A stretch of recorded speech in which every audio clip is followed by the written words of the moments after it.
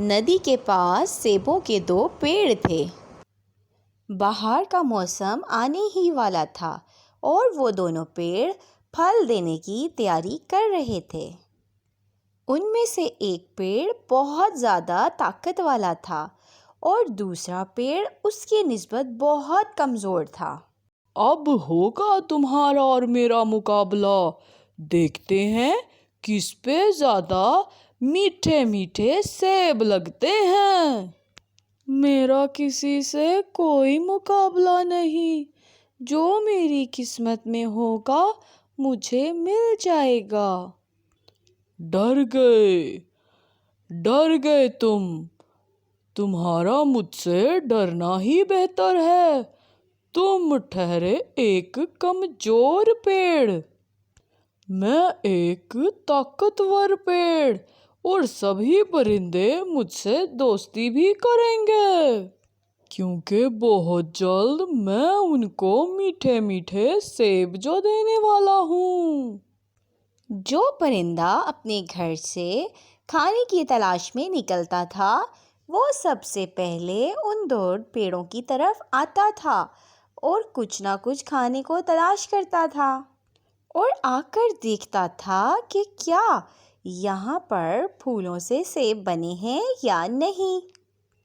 طوطے بھیا، ابھی کچھ ہی دنوں بعد ہمارے ان سیب کے درختوں پر سیب لگ جائیں گے اور پھر ہماری کھانے کی چنتا ختم ہو جائے گی اور ہمیں کھانے کی تلاش میں گھر سے زیادہ دور بھی نہیں جانا پڑے گا۔ ہاں، میرے سیب بہت میٹھے ہوں گے، کیونکہ میں نے بہت تیاری کر رکھی ہے، اور آپ سب پرندے خوش ہو جاؤ گے میرے سیب دیکھ کر۔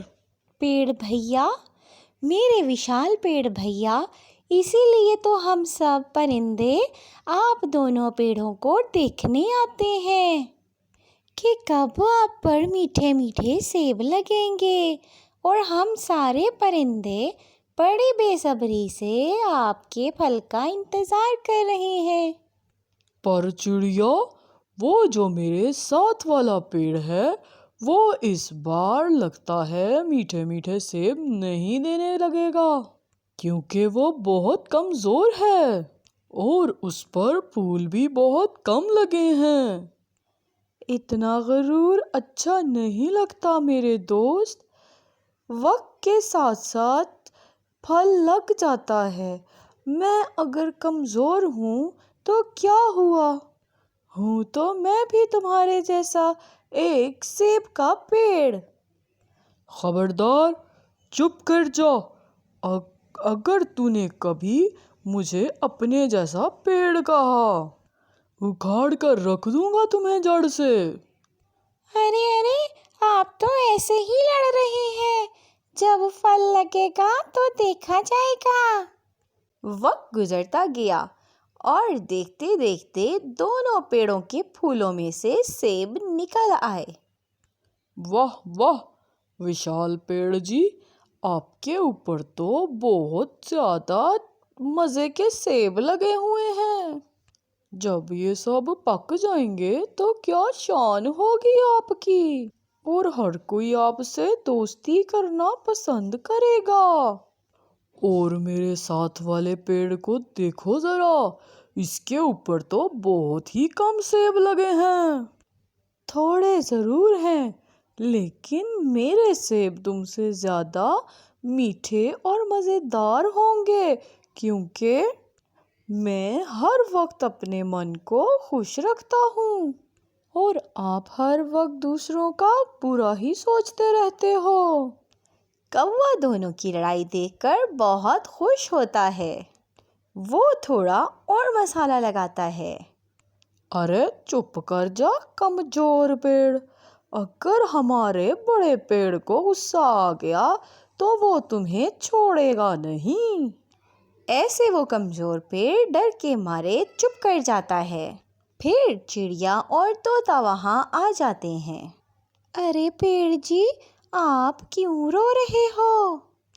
میرا پڑوسی ہر سمے میرا مذاق بناتا رہتا ہے۔ اگر میں کمزور ہوں تو اس میں میرا کیا دوش ہے؟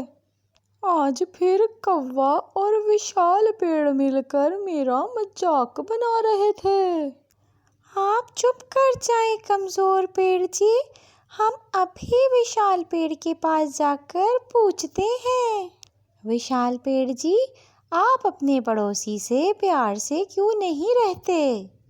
اس سے پہلے کہ پیڑ کچھ کہتا، کوا ترنت سے بولتا ہے، چل بھاگ یہاں سے، کمزور کو کمزور نہیں کہیں گے تو اور کیا کہیں گے؟ تم بھی تو اس پیڑ ہی جیسی ہو، کمزور اور چھوٹی چڑیا۔ میں شکتی شالی ہوں، اس سے بڑا ہوں، تو میں غرور کیوں نہ کروں؟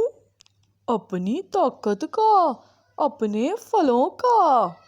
جو جلتا ہے مجھ سے جلے، اور ہاں چڑیا اور طوطے، اگر تم لوگوں نے بھی اس کے ساتھ مل کر مجھ سے اس کمزور پیڑ کا مذاق نہ بنایا تو میں تم لوگوں کو اپنے پھلوں میں سے ایک پھل بھی نہیں دوں گا۔ جیسا برا یہ کوا ویسے ہی تم، یہ کہہ کر چڑیا اور طوطا اڑ جاتے ہیں۔ وقت گزرتا گیا اور ایک دن آسمان پر کالے بادل چھا جاتے ہیں اور موسم بہت خراب ہو جاتا ہے۔ میرے پڑوسی، میرے دوست، آسمان پر دیکھو کتنے گہرے بادل ہیں۔ مجھے تو لگ رہا ہے آج رات بہت تیز ہوا چلے گی، اس لیے ہمیں آج رات جاگ کر گزارنا ہوگی اور خود کو ہوا کے زور سے بچانا ہوگا۔ واہ واہ کمزور پیڑ، بڑے بھاشن دے رہے ہو۔ میں بھاشن نہیں دے رہا، میں تو آپ کو بتا رہا ہوں۔ میرے مما پاپا مجھے بتایا کرتے تھے کہ جب پھل لگ جائے تو تیز ہوا کا مقابلہ کرنے کے لیے رات کو جاگنا پڑتا ہے اور اپنی جڑوں کو مضبوطی سے پکڑے رکھنا کہ ہمارے پھل تیز ہوا سے گر بھی سکتے ہیں، کیونکہ تمہارے مما پاپا تمہاری طرح ہی کمزور ہوں گے۔ ایسا کہتے ہوئے وہ وشال پیڑ ہنسنے لگ جاتا ہے۔ رات ہو جاتی ہے اور وہ وشال پیڑ گہری نیند سو جاتا ہے۔ وہ تو ایسے خراٹے لے رہا تھا جیسے گھوڑے بیچ کر سو رہا ہو۔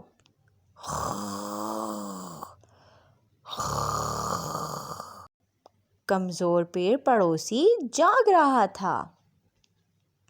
پھر تیز ہوا شروع ہو جاتی ہے۔ ہوا بہت تیز تھی اور اس وشال پیڑ کی ڈالیاں ایک دوسرے سے ٹکرا رہی تھیں اور وہ آرام سے سویا ہوا تھا، جبکہ کمزور پیڑ اپنی ڈالیوں کو مضبوطی سے تھامے ہوا تھا اور وہ خود پر قابو کیے ہوئے تھا۔ رات ایسے ہی گزر جاتی ہے اور صبح ہو جاتی ہے۔ اٹھو اٹھو پڑوسی اور دیکھو ذرا، تمہیں تمہارے گھمنڈ کی سزا مل چکی ہے۔ آپ کے سارے سیب پکنے سے پہلے ہی گر گئے ہیں۔ وہ وشال پیڑ بھی اٹھ جاتا ہے اور اپنے سارے کچے سیب نیچے گرے ہوئے دیکھ کر بہت دکھی ہو جاتا ہے۔ پڑوسی، جلدی سے مجھے دیکھ کر بتاؤ کہ میرے اوپر کتنے سیب باقی بچے ہیں؟ کیول ایک سیب بچا ہے اور وہ بھی چھوٹا ہے۔ پھر کچھ دنوں کے بعد سورج کی روشنی اور ٹھنڈی ہواؤں کی وجہ سے اس کمزور پیڑ کے سارے سیب پک جاتے ہیں، جن کو کھانے سبھی پرندے آ جاتے ہیں۔ دیکھا وشال پیڑ، آپ نے گھمنڈ کیا اور آپ کو فوراً ہی اپنے گھمنڈ کی سزا مل گئی۔ اور وہ گھمنڈی پیڑ ایسے چپ تھا کہ جیسے اس کو سانپ ہی سونگھ گیا ہو۔ کیا میں بھی آپ کے تھوڑے سے سیب کھا لوں؟ جب کالو کوا ایسے کہتا ہے تو وہ کمزور پیڑ مسکرانے لگتا ہے۔ دیکھا دوستو، ہمیں کبھی غرور نہیں کرنا چاہیے کیونکہ غرور کا سر ہمیشہ نیچے ہوتا ہے۔